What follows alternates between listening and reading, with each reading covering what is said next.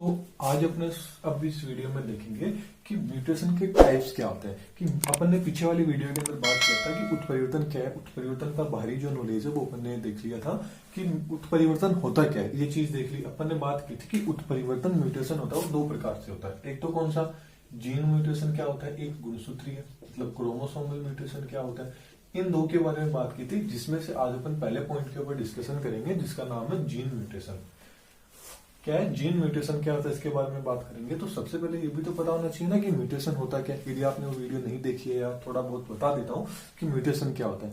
मतलब अचानक आए हुए जो परिवर्तन होता है, कोई भी जीन के अंदर अचानक परिवर्तन आ जाते हैं, जिससे क्या होता है वो परिवर्तन क्या हो, वंशागत हो और स्थायी हो। मतलब एक पीढ़ी से दूसरी पीढ़ी में चले जाए और स्थायी उन्हीं परिवर्तनों को अपन क्या बोल देते हैं, जीन म्यूटेशन बोल देते हैं। अब म्यूटेशन जो वर्ड है वो ह्यूगो डिवेज ने दिया था, ये भी याद रखिए, कई बार पूछ लिया जाता है।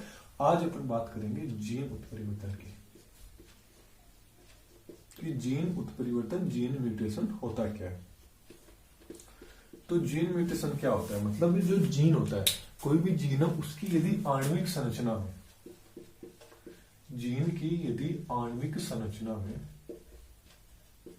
मतलब जो मोलिकुलर स्ट्रक्चर होती है जीन की, उसमें यदि कोई भी चेंजेस आ जाए, कोई भी परिवर्तन आ जाए, तो उसको क्या बोल देते हैं, जीन म्यूटेशन। मतलब जीन की परिभाषा के रूप में हो गया, जीन की आणविक संरचना में आने वाले परिवर्तनों को क्या बोल देते हैं, जीन म्यूटेशन बोल देते हैं। अब जीन म्यूटेशन को एक नाम से और बोलते हैं पॉइंट म्यूटेशन। कि पॉइंट म्यूटेशन क्या होता है, तो पॉइंट म्यूटेशन क्या होता है कि कोई भी गुणसूत्र है उसके अंदर यदि कोई बिंदु स्थान पर, मतलब बिंदु की तरह यदि कोई उत्परिवर्तन देखने को मिले, तो उसको अपन क्या बोल देते हैं, पॉइंट म्यूटेशन। इसलिए इसका नाम क्या दे दिया, पॉइंट के रूप में होता है, इसलिए पॉइंट म्यूटेशन भी इसको बोल देते हैं।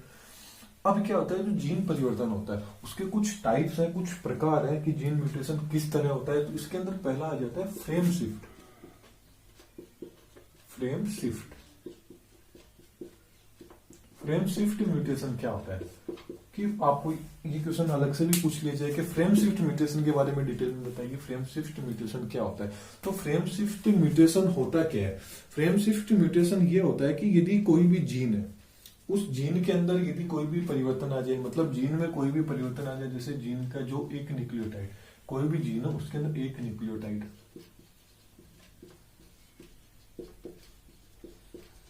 जीन का कोई भी न्यूक्लियोटाइड है, यदि एक न्यूक्लियोटाइड का क्या हो, हानि हो जाए, मतलब एक न्यूक्लियोटाइड यदि जीन में से कम हो जाए, या क्या हो, लाभ हो जाए, मतलब कोई भी न्यूक्लियोटाइड यदि ऐड हो जाए, तो इससे क्या होगा, जो जीन को पढ़ने का मतलब जीन कोड है, मतलब जो जीन कोड है उस जीन कोड को पढ़ने का कर्म है, वो कर्म क्या हो जाएगा, इसको पढ़ने का जो कर्म है वो कर्म क्या हो जाएगा, बदल जाएगा, चेंज हो जाएगा।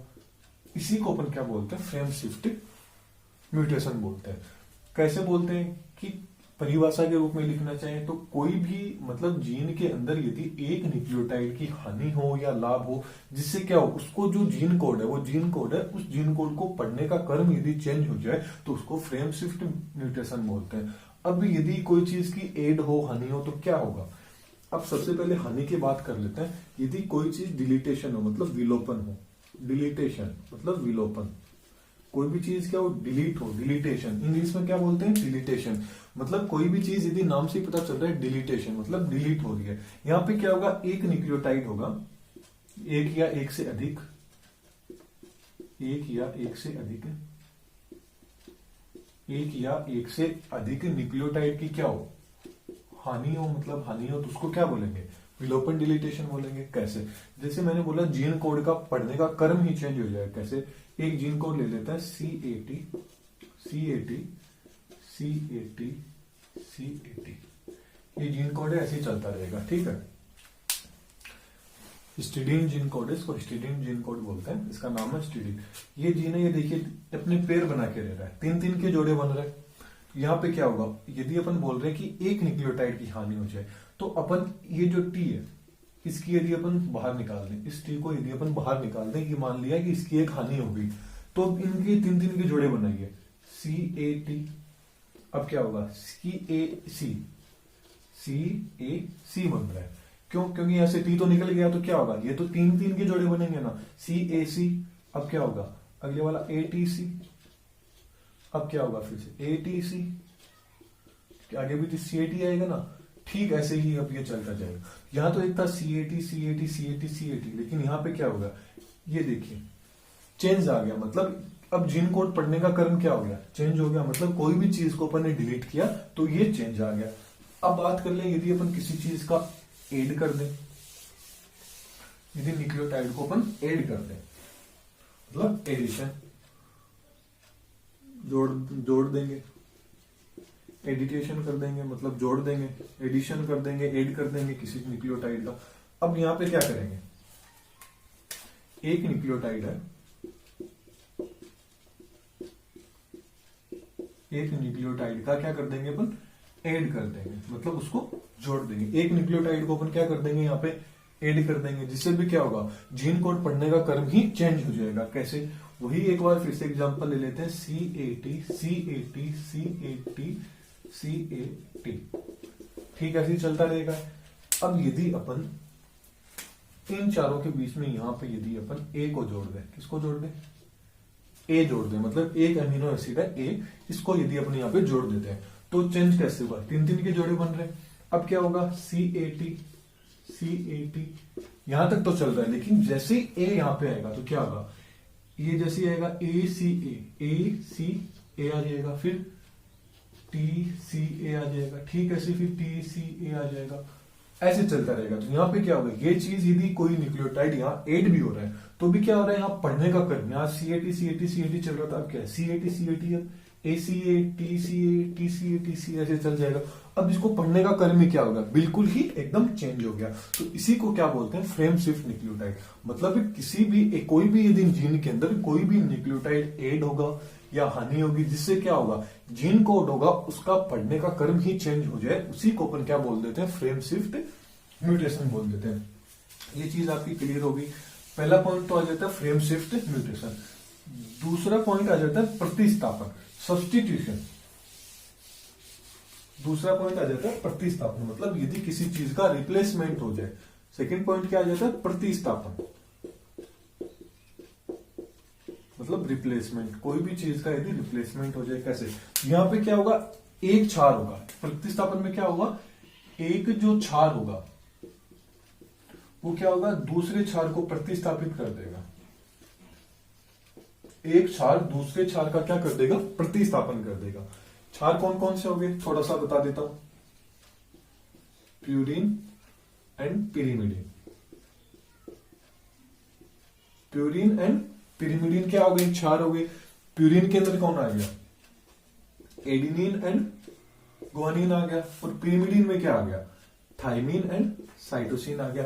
ये चीज क्लियर होगी आपकी। प्यूरिन के अंदर क्या आ रहा है, एडिनिन एंड ग्वानिन आ गया, पिरिमिडिन में क्या आ रहा है, थाइमिन एंड साइटोसिन आ गया। तो यहां पे बात कर रहे हैं प्रतिस्थापन। प्रतिस्थापन में क्या होगा, एक क्षार होगा वो दूसरे क्षार का क्या कर देगा, स्थानांतरण, रिप्लेसमेंट कर देगा। अब ये दो प्रकार से हो सकता है, एक तो सह-क्रांति, एक तो क्या होगा, सह-क्रांति, ट्रांसलेशन। प्रतिस्थापन भी दो प्रकार से हो सकता है। पहला तो सह-क्रांति, जिसको ट्रांसलेशन बोलते हैं, जिसको क्या बोलते हैं, ट्रांसलेशन। इसको क्या बोलते हैं, ट्रांसलेशन, मतलब सह-क्रांति। इसके अंदर क्या होगा, एक जो प्यूरिन होगा, मतलब एक प्यूरिन होगा, वो प्रतिस्थापन किसके द्वारा होगा, प्यूरिन होगा, वो केवल प्यूरिन द्वारा प्रतिस्थापन होगा। जबकि जो पिरिमिडिन होगा वो किसके द्वारा होगा, पिरिमिडिन, मतलब एक प्यूरिन क्षार होगा वो दूसरे प्यूरिन क्षार ही रिप्लेसमेंट होगा। ठीक ऐसे ही एक पिरिमिडिन क्षार होगा वो एक पिरिमिडिन क्षार के द्वारा ही क्या होगा, रिप्लेसमेंट होगा। इसी को क्या बोलते हैं, ट्रांसलेशन, सह-क्रांति। मतलब एक प्यूरिन द्वारा ही, पिरिमिडिन द्वारा ही। कैसा, एग्जाम्पल देख लें, एग्जाम्पल ले लेते हैं adenine, thymine, cytosine, guanine. Okay, वापिस यही adenine, thymine, cytosine and guanine. ठीक यही एग्जाम्पल फिर ले लेते हैं, adenine, thymine, cytosine, guanine, adenine, thymine, cytosine and guanine. अब देखिए क्या होता है, इसमें तो आपको प्यूरिन को प्रतिस्थापन करके दिखाऊंगा, देखेंगे अपन। इसके अंदर अपन पिरिमिडिन को प्रतिस्थापन करके देखेंगे। तो एक प्यूरिन है, प्यूरिन अभी मैंने आपको बताया कौन, एडेनिन एंड ग्वानिन। यहां से एडेनिन एंड ग्वानिन की जगह एक प्यूरिन को स्थापन कर देंगे।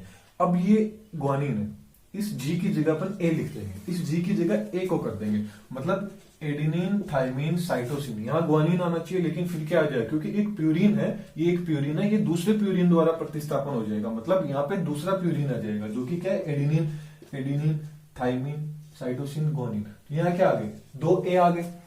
इसके द्वारा क्या होगा, जी के द्वारा किसको कर दिया गया, ए के द्वारा कर दिया गया। यहाँ पे जी की जगह क्या आ जाएगा, ए आ जाएगा। कौन रिप्लेसमेंट हो गया, एक प्यूरिन द्वारा दूसरा प्यूरिन रिप्लेसमेंट हो गया। ठीक ऐसे ही पिरिमिडिन क्या है, थाइमिन एंड साइटोसिन। तो यहाँ पे जो थाइमिन है, इस थाइमिन की जगह किसको कर देंगे, साइटोसिन को कर देंगे। तो क्या आएगा, adenine thymine cytosine guanine, adenine cytosine cytosine guanine, ये पेयर बन गया। तो यहाँ क्या हो गया, एक पिरिमिडिन किसको कर रहा है, पिरिमिडिन को, क्योंकि एक थाइमिन साइटोसिन को ही कर रहा है, पिरिमिडिन को। तो इस चीज को क्या बोलते हैं, ट्रांसलेशन बोलते हैं। तो प्रतिस्थापन के 2 टाइप हो गए, एक तो ट्रांसलेशन हो गया, दूसरा टाइप देख लेते हैं। अब दूसरा टाइप देख लेते हैं जिसको बोलते हैं ट्रांसवर्जन। दूसरा टाइप होता है उसको क्या बोलते हैं, ट्रांसवर्जन, जिसको हिंदी में बोलते हैं अनुपथन। ट्रांसवर्जन क्या होता है, ट्रांसवर्जन क्या होता है, ट्रांसलेशन के अंदर क्या था, सहक्रांति के अंदर क्या था, एक प्यूरिन को स्थापित करेगा, एक पिरिमिडिन को करेगा। लेकिन अनुपथन के अंदर क्या होगा, जो प्यूरिन होगा, प्यूरिन को प्रतिस्थापन कौन करेगा, पिरिमिडिन को प्रतिस्थापन कौन करेगा, पिरिमिडिन करेगा। और जो पिरिमिडिन है उसको प्रतिस्थापन कौन करेगा, प्यूरिन। यहां पे उल्टा हो रहा है, अनुपथन ट्रांसवर्जन, नाम से पता चल रहा है ट्रांसवर्जन, मतलब एक दूसरे के विपरीत हो जाएंगे। प्यूरिन पिरिमिडिन को कर देगा और पिरिमिडिन प्यूरिन को प्रतिस्थापन कर देगा। एग्जाम्पल के रूप में वही ले लेते हैं, adenine thymine cytosine guanine, adenine thymine cytosine and guanine. एक एग्जाम्पल फिर से ले लेते हैं, adenine thymine cytosine guanine, adenine thymine cytosine and guanine. इसको एग्जाम्पल तो प्यूरिन द्वारा प्रतिस्थापन करेंगे, यहाँ पे पिरिमिडिन द्वारा। ओके, तो प्यूरिन द्वारा सबसे पहले प्यूरिन पिरिमिडिन का प्रतिस्थापन कर देगा। प्यूरिन के एडिनिन एंड ग्वानिन है, तो यहाँ प्रतिस्थापन करेंगे। अब ये जो ए है, इस ए का प्रतिस्थापन कर, ये पिरिमिडिन है, सॉरी ये प्यूरिन है, इसका अपन पिरिमिडिन द्वारा यहाँ करेंगे, तो यहाँ पे टी द्वारा कर देंगे। किसके द्वारा कर देंगे, पिरिमिडिन टी द्वारा। तो ये क्या हो गया, एडिनिन थाइमिन साइटोसिन ग्वानिन। अब यहाँ पे क्या आना चाहिए, आना तो चाहिए प्यूरिन आना चाहिए, मतलब एडिनिन आना चाहिए, लेकिन यहाँ पे किसके द्वारा, पिरिमिडिन द्वारा हो गया। तो क्या आ गया, टी आ गया, वापिस टी आ गया, सी आ गया एंड जी आ गया। तो यहाँ किसके द्वारा हो गया, एक प्यूरिन का प्रतिस्थापन किसके द्वारा हो गया, पिरिमिडिन द्वारा हो गया।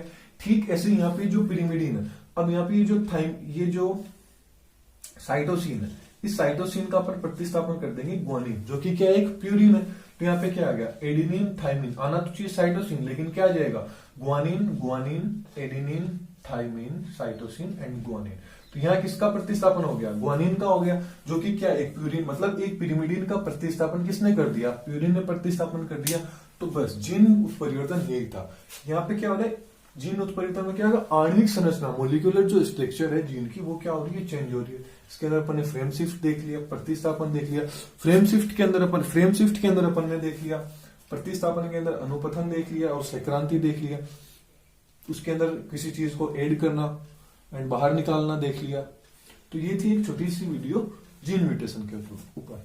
अगली वीडियो के अंदर अपन देखेंगे गुणसूत्रीय, क्रोमोसोमल म्यूटेशन क्या होता है, इसको डिटेल में पढ़ेंगे। जिसके लिए आप चैनल सब्सक्राइब कर लीजिए, वीडियो पसंद आई है तो लाइक कीजिए।